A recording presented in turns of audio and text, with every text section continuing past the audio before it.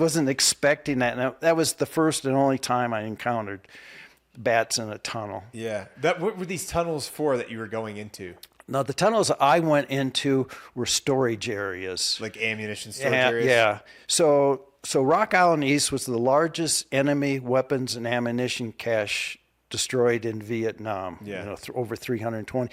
So they backhauled a lot of the weapons and ammunition was backhauled out of there. So we only blew up about 74 tons with 300 cases of C4. And that was you and the 10-man team that was sent over there to do that. There was 8 of us, but there was only 2 of us on the ground when we actually fired this thing off. Really? Yeah. So it was just Master Sergeant Land and myself and a small squad from Echo Recon, 2nd of the 12th, was our security because we only had 2 helicopters we had to load. So you had, and that was when you were saying you had around between 100 and 140 guys, like a company size element. Right.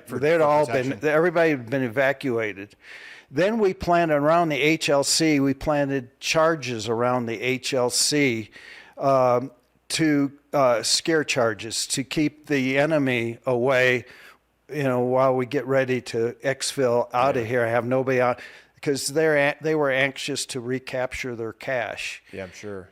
So I had everything dual detonating cord, and then we had 10 priming systems, 10 systems. Any one of them could set the whole thing off. So we had 10 priming systems of 15 minutes on them.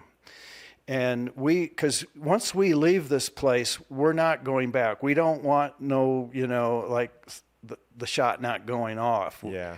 Because we'd had to combat assault back in there and recapture it, Yeah. So the 2 of us pull the priming systems. Master Sergeant Land and I approached the first helicopter, the lead helicopter, to get in. And this infantry captain on a radio yells at us, says, cut the fuse, cut the fuse. And we're like, okay. So I don't know what's going on. So we go over where our burning fuses and we just take our crimpers and we cut all the fuses, just cut the lines. Then we go back to the helicopter and then he yells at us, light it, light it.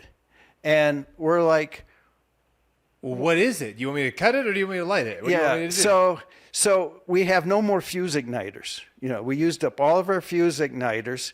So all we got is C-ration matches. So we go back over to the fuses that we just cut. Now we don't know, we have less than 15 minutes because we just cut the fuses in the middle. Yeah. So we split the time fuse and put a match head in the time fuse